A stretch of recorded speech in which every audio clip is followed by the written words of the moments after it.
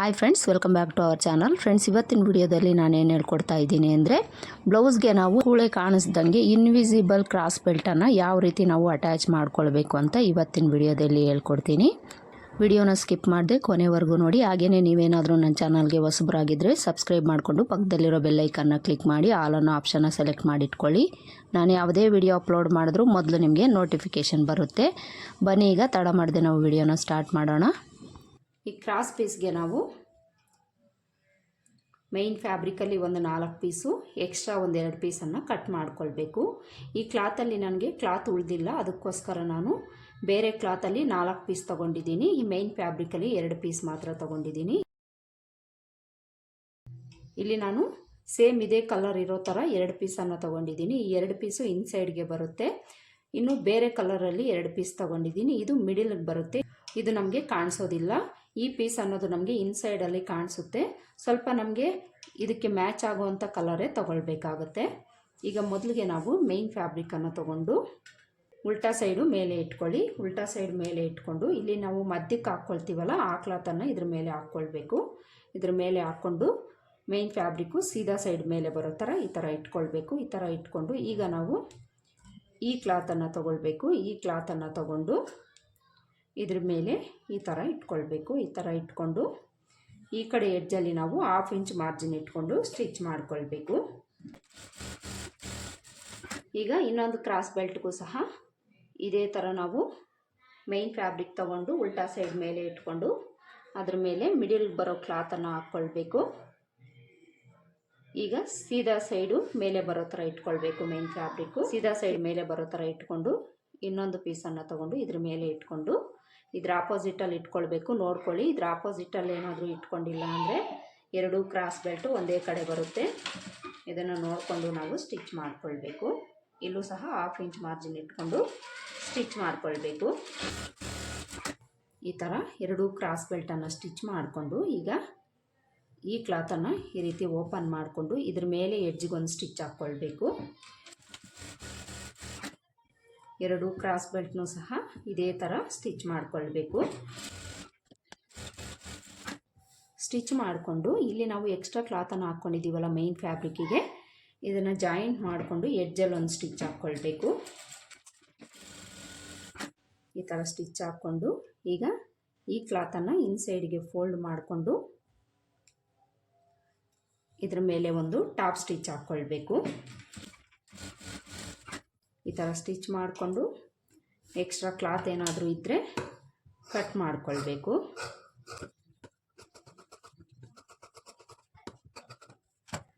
ನೋಡಿ, ಈ ಥರ ನಾವು ಕ್ರಾಸ್ ಬೆಲ್ಟನ್ನು ರೆಡಿ ಮಾಡ್ಕೊಳ್ಬೇಕು. 2 ಕ್ರಾಸ್ ಬೆಲ್ಟ್ನು ಸೇಮ್ ಇದೇ ಥರ ನಾವು ರೆಡಿ ಮಾಡ್ಕೊಳ್ಬೇಕು.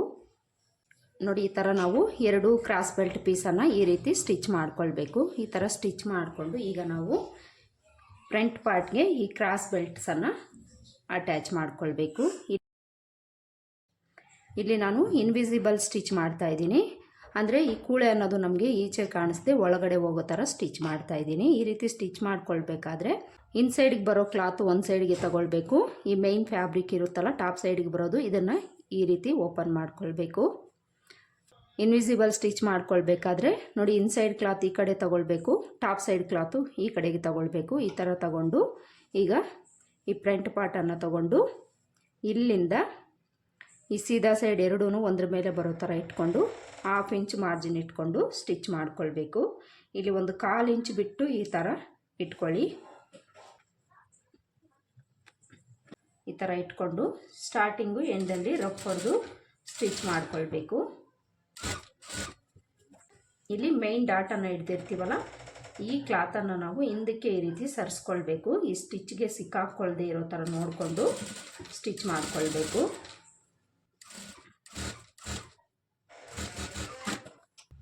ಈಗ ಇನ್ನೊಂದು ಕ್ರಾಸ್ ಬೆಲ್ಟ್ ಪೀಸನ್ನು ತಗೊಂಡು ಇದನ್ನು ಸಹ ಈ ರೀತಿ ಓಪನ್ ಮಾಡಿಕೊಂಡು ಇನ್ನೊಂದು ಕಡೆ ಪಾರ್ಟನ್ನು ತಗೊಂಡು ಇದನ್ನು ಸಹ ಈ ಥರ ಸೀದಾ ಸೈಡ್ 2 ಒಂದ್ರ ಮೇಲೆ ಒಂದು ಇಟ್ಕೊಳ್ಬೇಕು. ಇದನ್ನು ಸ್ಟಿಚ್ ಮಾಡ್ಕೊಳ್ಳೋವಾಗ ನಾವು ಈ ಸೈಡ್ ಕಡೆಯಿಂದ ಸ್ಟಿಚ್ ಮಾಡ್ಕೊಳ್ಬೇಕು.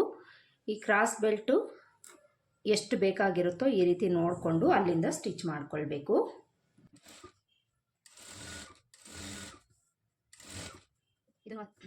ಈ ಕಡೆ ಪಾರ್ಟಲ್ಲೂ ಅಷ್ಟೇ ಈ ಡಾಟ್ ಕ್ಲಾತ್ ಇರುತ್ತಲ್ಲ, ಇದನ್ನು ಹಿಂದಕ್ಕೆ ಸರಿಸ್ಕೊಂಡು ಸ್ಟಿಚ್ ಮಾಡಿಕೊಳ್ಬೇಕು.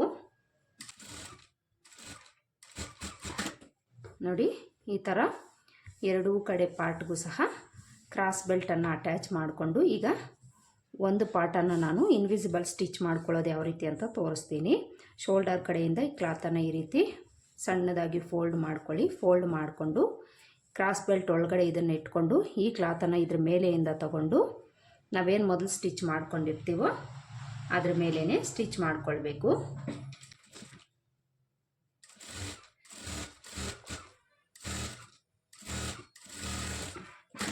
ಈ ಥರ ಸ್ಟಿಚ್ ಮಾಡಿಕೊಂಡು ಇದ್ರ ಮೇಲೆ ಇನ್ನೊಂದು ಸ್ಟಿಚ್ ಹಾಕ್ಕೊಳ್ಳಿ.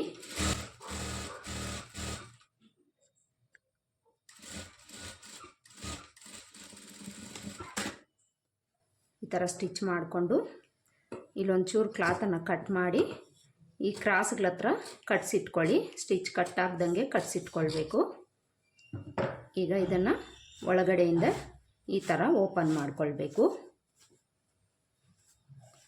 ನೋಡಿ ಇಲ್ಲಿ ನಮಗೆ ಇನ್ಸೈಡಲ್ಲಿ ಯಾವುದೇ ಥರ ಕೂಳೆ ಅನ್ನೋದು ಕಾಣಿಸೋದಿಲ್ಲ. ಫಿನಿಶಿಂಗ್ ನೀಟಾಗಿರುತ್ತೆ. ಈ ರೀತಿ ನಾವು ಇನ್ವಿಸಿಬಲ್ ಸ್ಟಿಚ್ಚನ್ನು ಮಾಡಿಕೊಂಡ್ರೆ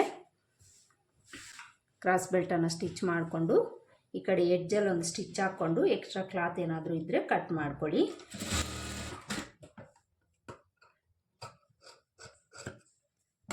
ಈ ಸೈಡಲ್ಲೂ ಅಷ್ಟೇ ಒಂದು ಸ್ಟಿಚ್ ಹಾಕ್ಕೊಂಡು ಎಕ್ಸ್ಟ್ರಾ ಕ್ಲಾತನ್ನು ಕಟ್ ಮಾಡ್ಕೊಳ್ಬೇಕು.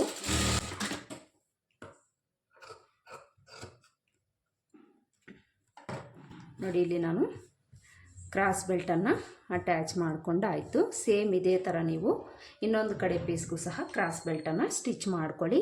ಸ್ಟಿಚ್ ಮಾಡ್ಕೊಂಡು ಆದಮೇಲೆ ಉಕ್ಸ್ಪಟ್ಟಿ ಕಾಜಾಪಟ್ಟಿನ ಅಟ್ಯಾಚ್ ಮಾಡ್ಕೊಳ್ಬೇಕು. ನೋಡಿ ಇಲ್ಲಿ ನಾನು ಎರಡೂ ಕಡೆ ಪಾರ್ಟ್ಗೂ ಸಹ ಕ್ರಾಸ್ ಬೆಲ್ಟನ್ನು ಅಟ್ಯಾಚ್ ಮಾಡ್ಕೊಂಡಾಗಿದೆ. ಈ ಥರ ಎರಡೂ ಪಾರ್ಟ್ಗೂ ಕ್ರಾಸ್ ಬೆಲ್ಟನ್ನು ಸ್ಟಿಚ್ ಮಾಡ್ಕೊಂಡಾದಮೇಲೆ ನೀವು ಉಕ್ಸ್ಪಟ್ಟಿ ಕಾಜಾಪಟ್ಟಿನ ಅಟ್ಯಾಚ್ ಮಾಡ್ಕೊಳ್ಬೇಕು. ಎಲ್ರಿಗೂ ಉಕ್ಸ್ಪಟ್ಟಿ ಕಾಜಾಪಟ್ಟಿ ಅಟ್ಯಾಚ್ ಮಾಡ್ಕೊಳ್ಳೋದು ಬರುತ್ತೆ ಅಂತ ಅಂದ್ಕೊಳ್ತೀನಿ. ನಾನೇನು ಇಲ್ಲಿ ಕ್ಲಿಯರಾಗಿ ನಿಮಗೆ ತೋರಿಸ್ತಾ ಇಲ್ಲ.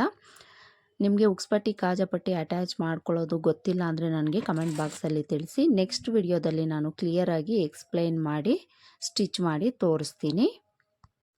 ಈ ವಿಡಿಯೋದಲ್ಲಿ ನಾನು ಕ್ರಾಸ್ ಬೆಲ್ಟನ್ನು ಇನ್ವಿಸಿಬಲ್ ಸ್ಟಿಚ್ ಮಾಡ್ಕೊಳ್ಳೋದು ಯಾವ ರೀತಿ ಅಂತ ವಿವರವಾಗಿ ಬಿಗಿನರ್ಸ್ಗೂ ಸಹ ಅರ್ಥ ಆಗೋ ರೀತಿಯಲ್ಲಿ ಹೇಳ್ಕೊಟ್ಟಿದ್ದೀನಿ. ಐ ಹೋಪ್ ಈ ವಿಡಿಯೋ ನಿಮ್ಗೆ ಹೆಲ್ಪ್ ಆಗಿದೆ ಅಂತ ಅಂದ್ಕೊಳ್ತೀನಿ. ಹೆಲ್ಪ್ ಆಗಿದೆ ಅಂತ ಅನಿಸಿದರೆ ವಿಡಿಯೋಗೆ ಒಂದು ಲೈಕ್ ಕೊಡೋದನ್ನು ಮರಿಬೇಡಿ. ಹಾಗೆಯೇ ನೀವೇನಾದರೂ ಸಬ್ಸ್ಕ್ರೈಬ್ ಮಾಡ್ಕೊಳ್ದೆ ನೋಡ್ತಾ ಇದ್ದರೆ ಪ್ಲೀಸ್ ಸಬ್ಸ್ಕ್ರೈಬ್ ಮಾಡಿಕೊಂಡು ಪಕ್ಕದಲ್ಲಿರೋ ಬೆಲ್ ಐಕನ್ನ ಕ್ಲಿಕ್ ಮಾಡಿ ಆಲ್ ಅನ್ನೋ ಆಪ್ಷನ್ನ ಸೆಲೆಕ್ಟ್ ಮಾಡಿಟ್ಕೊಳ್ಳಿ. ನಾನು ಯಾವುದೇ ವಿಡಿಯೋ ಅಪ್ಲೋಡ್ ಮಾಡಿದ್ರೂ ಮೊದಲು ನಿಮಗೆ ನೋಟಿಫಿಕೇಷನ್ ಬರುತ್ತೆ. ಹಾಗೆಯೇ ಈ ವಿಡಿಯೋ ಬಗ್ಗೆ ನಿಮಗೆ ಏನಾದರೂ ಡೌಟ್ಸ್ ಇದ್ದರೆ ಕಮೆಂಟ್ ಬಾಕ್ಸಲ್ಲಿ ತಿಳಿಸಿ. ಮತ್ತೆ ಸಿಗೋಣ ಮತ್ತೊಂದು ವಿಡಿಯೋದಲ್ಲಿ. ಅಲ್ಲಿವರೆಗೂ ನಮಸ್ಕಾರ. Thanks for watching.